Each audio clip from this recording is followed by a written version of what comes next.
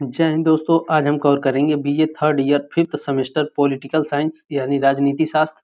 Paper का नाम क्या है दोस्तों? पेपर का नाम मोस्ट इंपोर्टेंट है, ध्यान दीजिएगा। कंपैरेटिव गवर्नमेंट एंड पॉलिटिक्स यानी तुलनात्मक सरकार और राजनीति। इसमें हमको क्या पढ़ना है दोस्तों? यूके, यूएसए, स्विट्जरलैंड और चाइना यानी चीन। ठीक है। पेपर कोड क्या है दोस्तों? पेपर कोड है POL 301 यानी POL 301। दोस्तों यह तीसरा क्लास है और यूनिट दूसरा है। ठीक है दोस्तों। 66 इंपॉर्टेंट ऑब्जेक्टिव क्वेश्चन है दोस्तों। सब्जेक्टिव टाइप क्वेश्चन के लिए टेलीग्राम ग्रुप का लिंक ज्वाइन कर लीजिए। आप मुझे कमेंट बॉक्स में यूट्यूब पर भी कमेंट्स कर सकते हैं और टेलीग्राम ग्रुप पर भी आप मुझे कमेंट कर सकते हैं। दोस्तों आपको किस सब्जेक्ट का यूपीएस चाहिए, मैं आपको फ्री में प्रोवाइड कराऊंगा, चाहे आप किसी भी सब्जेक्ट से पढ़ रहे हो। ठीक है दोस्तों, केवल कमेंट करना है आपको। ठीक है, चलिए स्टार्ट करते हैं दोस्तों आज की क्लास।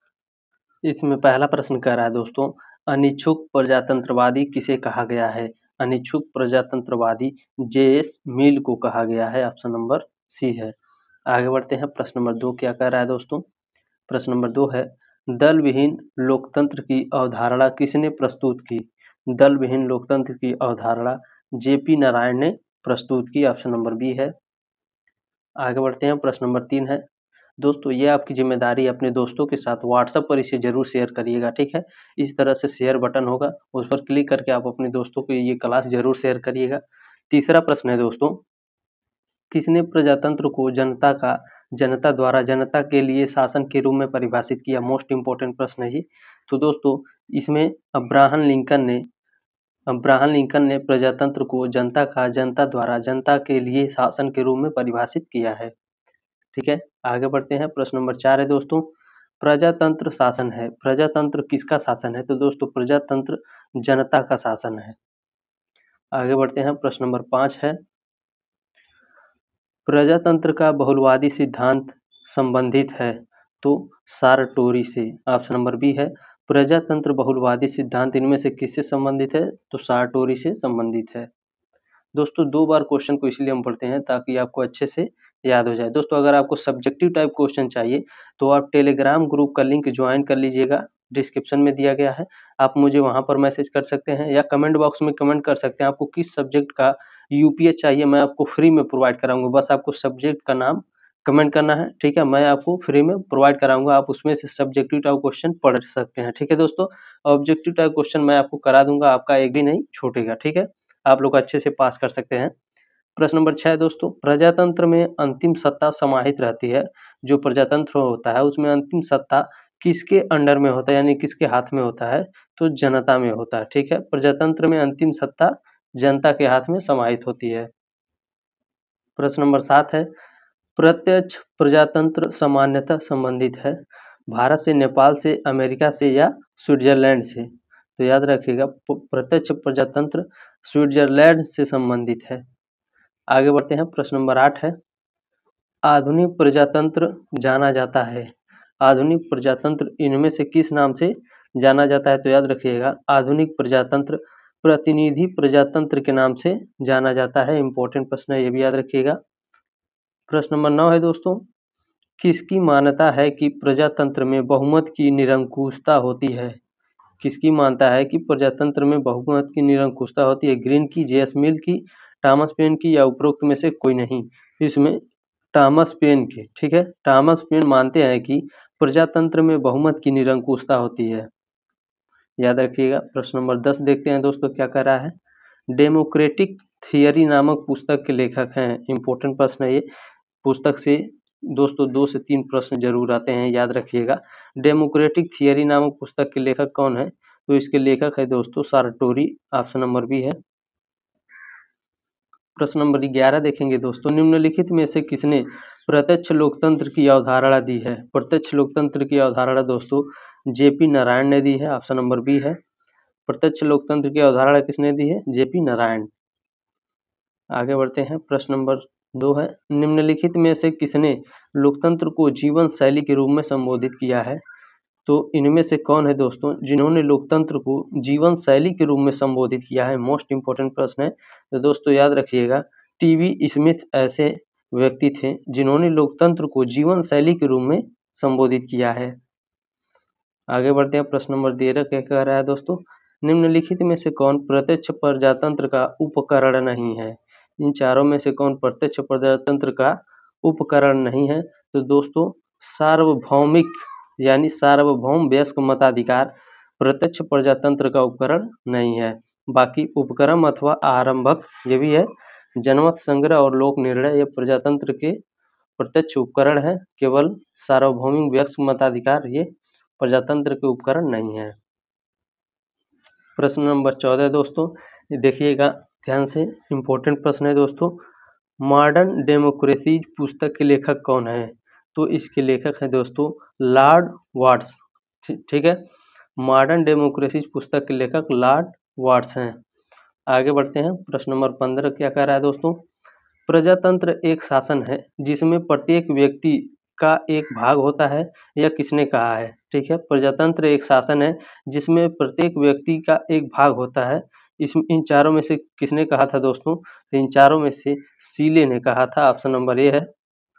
दोस्तों अगर आप 5वें सेमेस्टर में हैं, ठीक है, तो आप तुरंत सब्सक्राइब कर लीजिए ताकि छठे सेमेस्टर में भी हम जबरदस्त तैयारी करेंगे। ठीक है दोस्तों, पहले से ही हम लोग तैयारी करेंगे, पहले से ही जुड़ जाइएगा जैसे इस समय जुड़े हैं। ठीक है, आर्थिक समानता के अभाव में राजनीतिक स्वतंत्रता का कोई अर्थ नहीं है, यह किसने कहा है? दोस्तों आर्थिक समानता के अभाव में राजनीतिक स्वतंत्रता का कोई अर्थ नहीं है, यह किसने कहा है दोस्तों? लास्की ने, GDH कोल ने, सीले ने या डायसी ने? तो दोस्तों इसको GDH कोल ने कहा था कि आर्थिक समानता के अभाव में राजनीतिक स्वतंत्रता का कोई अर्थ नहीं है। ठीक है, आगे बढ़ते हैं दोस्तों। प्रश्न नंबर 17 देखते हैं। उदारवाद का विकास दर्शन के रूप में अधिकतम कहाँ हुआ है? उदारवाद का विकास दर्शन के रूप में अधिकतम कहाँ हुआ है? इंग्लैंड में, फ्रांस में, जर्मनी या अमेरिका में? तो ये दोस्तों इंग्लैंड में हुआ है। ऑप्शन नंबर ए है। उदारवाद का विकास दर्शन के रूप में सबसे ज्यादा इंग्लैंड में हुआ है। इंपॉर्टेंट प्रश्न है, याद रखिएगा। प्रश्न नंबर 18 है, व्यक्ति अपने हितों का सर्वश्रेष्ठ निर्णायक होता है, किस विचारक से संबंधित है? या समाजवाद के विचार से संबंधित है, अराजकतावाद, आदर्शवाद या उदारवाद? तो याद रखिएगा ये उदारवाद से संबंधित है। ठीक है, ये उदारवाद, ऑप्शन नंबर डी है दोस्तों। व्यक्ति अपने हितों का सर्वश्रेष्ठ निर्णायक होता है, यह उदारवाद से संबंधित है। ठीक है, ऑप्शन नंबर डी है। आगे बढ़ते हैं।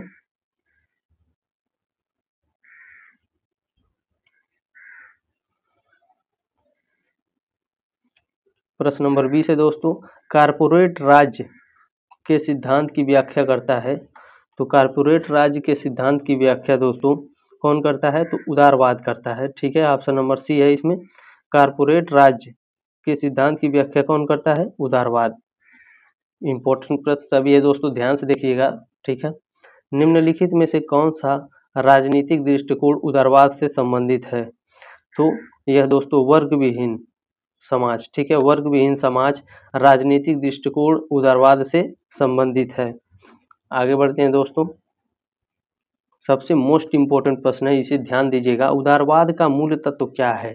उदारवाद का मूल तत्व होता है दोस्तों व्यक्तित्व स्वतंत्रता, यानी व्यक्तियों की स्वतंत्रता उदारवाद का मूल तत्व होता है। प्रश्न नंबर 23 है दोस्तों, पारंपरिक उदारवाद का चरित्र है, यानी पारंपरिक उदारवाद का चरित्र कैसा होता है? तो तटस्थ होता है। ऑप्शन नंबर डी है। प्रश्न नंबर 24 है, उदारवाद की आत्मा किसे कहा जाता है? उदारवाद की आत्मा किसे कहा जाता है दोस्तों? तो उदारवाद की आत्मा जॉन लॉक को कहा जाता है। ऑप्शन नंबर बी है। प्रश्न नंबर 25 है, निम्नलिखित में से किसका उदारवाद से मील नहीं हो सकता? सॉरी दोस्तों, ये मील नहीं होगा। किसका, निम्नलिखित में से किसका उदारवाद से मेल नहीं हो सकता है? तो दोस्तों व्यक्तिवाद का या आदर्शवाद का, लोकतंत्र का, या इनमें से कोई नहीं? दोस्तों इनमें से कोई नहीं है जिसका उदारवाद से मेल हो सकता है। ठीक है, मतलब मेल नहीं हो सकता है, ऐसा कोई नहीं है। ऑप्शन नंबर डी है। प्रश्न नंबर 26 है, समाजवाद का मूल तत्व क्या है? समाजवाद का मूल तत्व क्या है? तो समाजवाद का मूल तत्व है स्वतंत्रता। आगे बढ़ते हैं। प्रश्न नंबर 27 है दोस्तों, निजी संपत्ति सामाजिक न्याय की मांग है, यह विचार किसका है? उदारवाद का, मार्क्सवाद का, फासीवाद का या नाजीवाद का? तो यह उदारवाद का विचार है दोस्तों। निजी संपत्ति सामाजिक न्याय की मांग है, यह उदारवाद का विचार है। प्रश्न नंबर 28 है दोस्तों, वह दार्शनिक जिसने क्लासिक उदारवाद को आधुनिक युग में एक प्रकार के कल्याणवाद में बदल दिया। कौन था दोस्तों? इन चारों में से कौन है जिन्होंने दार्शनिक जिसने क्लासिक उदारवाद को आधुनिक युग में एक कल्याणवाद में बदल दिया था? तो दोस्तों राल्स थे। ठीक है, ऑप्शन नंबर सी है। आगे बढ़ते हैं। प्रश्न नंबर 29 है, मोस्ट इंपोर्टेंट है। उदारवाद का अर्थ क्या है? उदारवाद का अर्थ क्या होता है दोस्तों? उदारवाद का अर्थ होता है व्यक्ति की स्वतंत्रता। आगे बढ़ते हैं। प्रश्न नंबर 30 है, उदारवाद ने एक दर्शन का रूप ग्रहण किया। उदारवाद ने एक दर्शन का रूप ग्रहण किया, किस सन में किया था दोस्तों? तो याद रखिएगा कब किया था? तो 17वीं शताब्दी में। ठीक है, मोस्ट इंपोर्टेंट प्रश्न है, इसे लिख लीजिएगा दोस्तों। ठीक है, उदारवाद ने एक दर्शन के रूप में उदारवाद ने एक दर्शन का रूप कब ग्रहण किया था? तो 17वीं शताब्दी में। प्रश्न नंबर 31 है, एक दर्शन के रूप में उदारवाद मुख्यतः पनपा है। इंग्लैंड में, फ्रांस में, जर्मनी में या अमेरिका में? तो इंग्लैंड में। ऑप्शन नंबर ए है। आगे बढ़ते हैं। प्रश्न नंबर 32 है दोस्तों, उदारवाद विस्तार से प्रस्तुत किया गया था। जो उदारवाद है विस्तार से प्रस्तुत किया गया था, किसके द्वारा किया गया था दोस्तों? हब्स द्वारा, लाक द्वारा, रूसो द्वारा या मार्क्स के द्वारा? तो याद रखिएगा उदारवाद जॉन लाक के द्वारा विस्तार से प्रस्तुत किया गया था। प्रश्न नंबर 33 है दोस्तों, निम्नलिखित में से किसका उदारवाद से मेल नहीं है? इनमें से कौन सा ऐसा है दोस्तों कि जिसका उदारवाद से मेल नहीं है? तो याद रखिएगा दोस्तों, जो बुर्जुआ राज्य थे, ठीक है, जो बुर्जुआ राज्य था उसका उदारवाद से मेल नहीं था, बाकी प्रतिनिधि सरकार से था, लोक कल्याणकारी राज्य से भी था और सीमित सरकार से भी था। प्रश्न नंबर 34 है दोस्तों, राज्य का अस्तित्व व्यक्ति के लिए है, न कि व्यक्ति राज्य के लिए। यह युक्ति किसी राजनीतिक दृष्टिकोण से संबंधित है। किससे संबंधित है दोस्तों? तो याद रखिएगा दोस्तों, उदारवाद से संबंधित है। ठीक है, राज्य का अस्तित्व व्यक्ति के लिए है, न कि व्यक्ति राज्य के लिए। यह युक्ति किस राजनीतिक दृष्टिकोण से संबंधित है? उदारवाद से संबंधित है। आगे बढ़ते हैं। प्रश्न नंबर 35 है दोस्तों, निम्न में से कौन आर्थिक उदारवाद से संबंधित नहीं है? पूंजीवाद, समाजवाद, निजीकरण और वैश्वीकरण? तो दोस्तों वैश्वीकरण आर्थिक उदारवाद से संबंधित नहीं है। प्रश्न नंबर 19 है दोस्तों, प्रश्न नंबर 36 है। ठीक है, 19वीं शताब्दी के उदारवादी विचारक राज्य को मानते थे, क्या मानते थे? 19वीं शताब्दी के जो उदारवादी विचारक थे दोस्तों, वे राज्य को क्या मानते थे? तो वह राज्य को दोस्तों एक सकारात्मक अच्छाई के रूप में मानते थे। प्रश्न नंबर 37 है दोस्तों, राजनीतिक क्षेत्र में उदारवाद ने अभिवचन किया, किसके लिए किया दोस्तों? तो याद रखिएगा ऑप्शन नंबर डी है, चिंतन, लेखन, अभिव्यक्ति तथा प्रशासन की स्वतंत्रता के लिए। ठीक है, राजनीतिक क्षेत्र में उदारवाद ने अभिवचन किया तो चिंतन, लेखन, अभिव्यक्ति तथा प्रशासन की स्वतंत्रता के लिए किया था। प्रश्न नंबर 38 देखेंगे दोस्तों, इनमें से आर्थिक उदारवाद के समर्थक कौन है? आर्थिक उदारवाद के समर्थक कौन है दोस्तों इसमें से? तो याद रखिएगा G H. Coal. Option number A है, आर्थिक उदारवाद के समर्थक जी.एच. कोल थे। आगे बढ़ते हैं। प्रश्न नंबर 39 है, उदारवाद एक निश्चित सिद्धांत कब बना? उदारवाद एक निश्चित सिद्धांत कब बना था दोस्तों? तो ये 19वीं शताब्दी में बना था। दोस्तों दोनों क्वेश्चन में कंफ्यूज मत होइएगा। ठीक है, यहाँ पूछा है उदारवाद एक निश्चित सिद्धांत कब बना था, तो 19वीं शताब्दी में बना था। ठीक है, दूसरा प्रश्न भी आपको दिखा देते हैं दोस्तों ताकि आप लोग कंफ्यूज ना हो।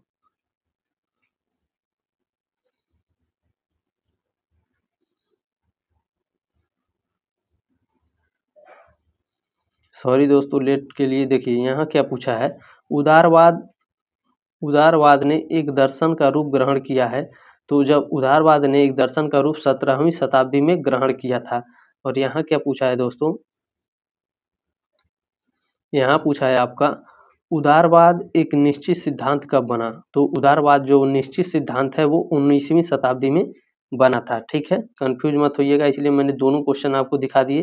ठीक है, परीक्षा में आएगा तो आप लोग कंफ्यूज मत होइएगा। प्रश्न नंबर 40 है दोस्तों, उदारवादी सिद्धांत के अनुसार राज्य कैसा है? उदारवादी सिद्धांत के अनुसार राज्य कैसा है दोस्तों? तो उदारवादी सिद्धांत के अनुसार दोस्तों राज्य जो है किसी साध्य के लिए एक साधन है। ठीक है, उदारवादी सिद्धांत के अनुसार राज्य किसी साध्य के लिए एक साधन है। ऑप्शन नंबर ए है इसमें। प्रश्न नंबर 41 है दोस्तों, निर्भरता सिद्धांत को किसने प्रतिपादित किया? जो निर्भरता सिद्धांत है उसको किसने प्रतिपादित किया था दोस्तों? नव मार्क्सवादी, व्यक्तिवादी, उपरोक्त दोनों या कोई नहीं? तो दोस्तों इसमें नव मार्क्सवादी ने, ठीक है, नव मार्क्सवादी ने निर्भरता सिद्धांत को प्रतिपादित किया था। ठीक है, ऑप्शन नंबर ए है। आगे बढ़ते हैं। प्रश्न नंबर 42 है दोस्तों, निम्नलिखित में से कौन राजनीतिक विचारक नव उदारवादी नहीं है? कौन से इन चारों में से राजनीतिक विचारक हैं जो उदारवादी नहीं है? तो दोस्तों ग्रीन, ठीक है, ऑप्शन नंबर सी है। ग्रीन एक ऐसे राजनीतिक विचारक हैं जो नव उदारवादी नहीं है। बाकी फ्रीडमैन, हायेक और नाजिक ये उदारवादी विचारक हैं। प्रश्न नंबर 43 है, इंग्लैंड में उदारवाद का प्रमुख प्रवक्ता कौन था? वेरी वेरी मोस्ट इंपॉर्टेंट प्रश्न है। ठीक है, इसे लिख लीजिएगा दोस्तों। इंग्लैंड में उदारवाद का प्रमुख प्रवक्ता कौन था? हाब्स थे, लॉक थे, बेंथम थे या हीगल थे? तो दोस्तों इसमें जॉन लॉक थे। ठीक है, जॉन लॉक इंग्लैंड में उदारवाद के प्रमुख प्रवक्ता थे।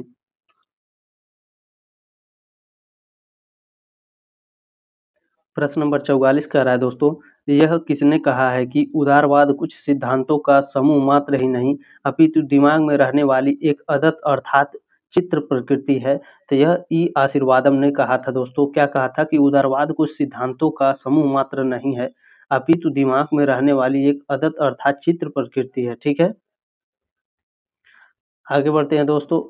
प्रश्न नंबर 45 देखते हैं, मोस्ट इंपोर्टेंट प्रश्न है, किसे आर्थिक उदारवाद की बाइबिल कहा जाता है? इनमें से कौन है दोस्तों जिसे आर्थिक उदारवाद का बाइबिल कहा जाता है? तो वेल्थ ऑफ नेशंस को आर्थिक उदारवाद का बाइबिल कहा जाता है। ठीक है, आगे बढ़ते हैं दोस्तों। ये भी देख लीजिए, वेल्थ ऑफ नेशंस के लेखक कौन है? जो वेल्थ ऑफ नेशंस पुस्तक है उसके लेखक कौन है दोस्तों? तो उसके लेखक हैं Adam Smith. Option number A है। प्रश्न नंबर 47 है दोस्तों, प्रजातंत्र में अंतिम सत्ता निहित होती है। जो प्रजातंत्र होती है अंतिम सत्ता किसके हाथ में निहित होती है? तो जनता में निहित होती है। आगे बढ़ते हैं। प्रश्न नंबर 48 है, दल विहीन लोकतंत्र की अवधारणा किसने प्रस्तुत की? दल विहीन लोकतंत्र की अवधारणा जेपी नारायण ने प्रस्तुत की है। प्रश्न नंबर 49 है दोस्तों, गांधी जी की आत्मकथा का शीर्षक क्या है? गांधी जी की जो आत्मकथा है दोस्तों उसका शीर्षक क्या है? उसका शीर्षक है सत्य के साथ मेरे प्रयोग। ऑप्शन नंबर सी है। प्रश्न नंबर 50 है, वर्ष 1936 में किसकी यह घोषणा की थी कि गांधीवादी जैसा कोई चीज नहीं है? वर्ष 1936 में यह किसने घोषणा की थी कि गांधीवादी जैसी कोई चीज नहीं है? तो दोस्तों इसमें महात्मा गांधी ने, ठीक है, महात्मा गांधी ने घोषणा की थी 1936 में, गांधीवादी जैसी कोई चीज नहीं है। आगे बढ़ते हैं। प्रश्न नंबर 51 है दोस्तों, गांधी जी के सत्याग्रह का यह एक साधन नहीं है। इनमें से कौन, गांधी जी ने जो सत्याग्रह किया था उनमें से चारों में से कौन एक साधन नहीं है? तो दोस्तों गांधी जी हिंसक कार्य नहीं करते थे। ऑप्शन नंबर डी है। प्रश्न नंबर 52 है दोस्तों, प्रजातांत्रिक समाजवाद के प्रबल समर्थक कौन थे? जो प्रजातंत्र है दोस्तों उस प्रजातंत्र समाजवाद के प्रबल समर्थक इनमें से कौन थे? तो पंडित जवाहरलाल नेहरू जी थे। पंडित जवाहरलाल नेहरू प्रजातांत्रिक समाजवाद के प्रबल समर्थक थे। याद रखिएगा, मोस्ट इंपोर्टेंट प्रश्न है दोस्तों। ठीक है, इसे लिख लीजिएगा। ठीक है, प्रजातांत्रिक समाजवाद के प्रबल समर्थक पंडित जवाहरलाल नेहरू थे। प्रश्न नंबर 53 है दोस्तों, लोकतंत्र किस सिद्धांत पर आधारित है? मोस्ट इंपोर्टेंट प्रश्न है। इनमें से चारों में से कानूनी संप्रभुता, लोकप्रिय संप्रभुता या राजनीतिक संप्रभुता या विविध संप्रभुता, लोकतंत्र किस सिद्धांत पर आधारित है? तो दोस्तों लोकतंत्र लोकप्रिय संप्रभुता पर आधारित है। ऑप्शन नंबर बी है। प्रश्न नंबर 54 है दोस्तों, लोकतंत्र की सफलता के लिए आनुपातिक प्रतिनिधित्व का समर्थन किसने किया? तो दोस्तों इनमें से कौन है जिन्होंने लोकतंत्र की सफलता के लिए आनुपातिक प्रतिनिधित्व का समर्थन किया था? तो इसमें जो दोस्तों जे.एस. मिल थे जिन्होंने लोकतंत्र की सफलता के लिए अनुपातिक प्रतिनिधित्व का समर्थन किया था।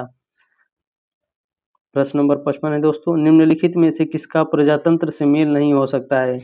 इनमें से कौन है दोस्तों जिनका प्रजातंत्र से मेल नहीं हो सकता है? तो फांसीवाद का प्रजातंत्र से मेल नहीं हो सकता है।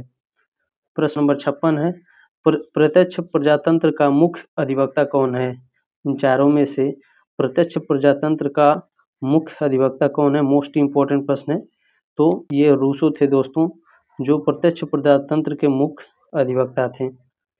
प्रश्न नंबर 57 है, लोकतंत्र के अभिजन सिद्धांत के समर्थक कौन है? जो लोकतंत्र है, अभिजन सिद्धांत के समर्थक कौन है? दोस्तों पैरेटो हैं। ठीक है, पैरेटो लोकतंत्र अभिजन सिद्धांत के समर्थक हैं। प्रश्न नंबर 58 है, प्रजातंत्र में अल्पसंख्यकों के प्रतिनिधित्व पर किसने बल दिया है? तो दोस्तों इसमें जे.एस. मिल ने बल दिया है। प्रजातंत्र में अल्पसंख्यकों के प्रतिनिधित्व पर जे.एस. मिल ने बल दिया है दोस्तों। प्रश्न नंबर 59 है, प्रत्यक्ष प्रजातंत्र का मुख्य अधिवक्ता कौन है? मोस्ट इम्पोर्टेंट प्रश्न है दोस्तों। प्रत्यक्ष प्रजातंत्र का मुख्य अधिवक्ता रूसो हैं। ऑप्शन नंबर बी है। आगे बढ़ते हैं। प्रश्न नंबर 60 है दोस्तों, निम्नलिखित में से किस लोकतंत्र का सिद्धांतकार नहीं माना जा सकता है? किस इनमें से कौन है दोस्तों जिनको लोकतंत्र का सिद्धांतकार नहीं माना जा सकता है? तो दोस्तों डब्ल्यू नीत्शे को लोकतंत्र के सिद्धांतकार नहीं माना जा सकता है। ठीक है, लोकतंत्र का सिद्धांतकार डब्ल्यू नीत्शे को नहीं माना जा सकता है। बाकी ये इसको भी याद रखिएगा दोस्तों, ये भी आपके प्रश्न पूछ सकता है परीक्षा में कि लोकतंत्र का सिद्धांतकार कौन कौन है। तो याद रखिएगा एलेस्की, डी टाकविले, जे रूसो और जे.एस. मिल है। ठीक है, ऑप्शन में ये देगा तो अच्छे से याद कर लीजिए। प्रश्न नंबर 61 है, निम्नलिखित में से किस एक ने प्रजातंत्र की अभिजनवादी व्याख्या प्रस्तुत की है? बर्क, मिल, शुपिटर या लिंकन ने? तो दोस्तों शुपिटर ने प्रजातंत्र की अभिजनवादी व्याख्या प्रस्तुत की है। प्रश्न नंबर 62 है, निम्नलिखित में से कौन सा मेल नहीं हो सकता है? इनमें से कौन है दोस्तों जिनका मेल नहीं हो सकता है? तो प्रजातंत्र और फांसीवाद का कभी मेल नहीं हो सकता है। ऑप्शन नंबर सी है, इसे याद रखिएगा दोस्तों। प्रश्न नंबर 63 है दोस्तों, सामाजिक प्रजातंत्र आधारित है, किस पर आधारित है? जो सामाजिक प्रजातंत्र है वो किस पर आधारित है दोस्तों? तो सामाजिक प्रजातंत्र समानता के प्रति प्रतिबद्धता पर आधारित है, यह भी सही है। कल्याणकारी राज्य के समर्थन पर यह भी आधारित है। समाज न्याय के आदर्श पर यह भी है। यानी दोस्तों ऑप्शन नंबर डी है, उपर्युक्त सभी पर। ठीक है, सामाजिक प्रजातंत्र आधारित है उपर्युक्त सभी पर। आगे बढ़ते हैं दोस्तों। प्रश्न नंबर 64 है, निम्नलिखित में से कौन लोकतंत्र का समर्थक है? निम्नलिखित में से कौन लोकतंत्र का समर्थक है? तो लॉर्ड ब्राइस लोकतंत्र के समर्थक है। दोस्तों इसके पहले मैंने 2 क्लास करा दिए हैं। ठीक है, क्लास ये तीसरा है। 2 क्लास के वीडियो का लिंक आपको डिस्क्रिप्शन में मिल जाएगा दोस्तों। इसका पेपर कोड 301 है। ठीक है, 302 का जो मैंने क्लास कराया है उसका लिंक भी मैं डिस्क्रिप्शन में दे दूंगा, आप लोग जा करके देख लीजिएगा। ठीक है, और अपने दोस्तों को जरूर शेयर कीजिएगा, सब्सक्राइब जरूर करिएगा, ताकि छठे सेमेस्टर में भी धमाकेदार पहले से ही हम लोग तैयारी करना शुरू कर देंगे। ठीक है, प्रश्न नंबर 65 है, यह किसने कहा है कि लोकतंत्र वह शासन है जिसमें प्रत्येक के पास एक अवसर होता है? ठीक है, और उसे वह विदित होता है कि यह उसके पास है? लावेल ने कहा था, या लिंकन, या लॉर्ड ब्राइस, या डायसी ने? किसने कहा था दोस्तों? तो इसमें दोस्तों लावेल ने कहा था। ठीक है, लावेल ने कहा था लोकतंत्र वह शासन है जिसमें प्रत्येक के पास एक अवसर होता है और उसे वह विदित होता है कि यह उसके पास है। ठीक है, प्रश्न नंबर 66 है दोस्तों, लोकतंत्र में बहुमत की तानाशाही की अवधारणा किसने अग्रसरित की? वेरी वेरी मोस्ट इम्पोर्टेंट प्रश्न है दोस्तों, इसे लिख लीजिएगा दोस्तों। लोकतंत्र में बहुमत की तानाशाही की अवधारणा किसने अग्रसरित की? तो दोस्तों डी टाकविले ने। ठीक है, ऑप्शन नंबर डी है, डी टाकविले ने लोकतंत्र में बहुमत की तानाशाही की अवधारणा अग्रसरित की है। दोस्तों वीडियो पसंद आए तो एक लाइक जरूर कीजिएगा, शेयर जरूर कीजिएगा, सब्सक्राइब जरूर कीजिएगा छठे सेमेस्टर के लिए। ठीक है, मिलते हैं दोस्तों अगले क्लास में, तब तक ले जय हिंद, वंदे मातरम।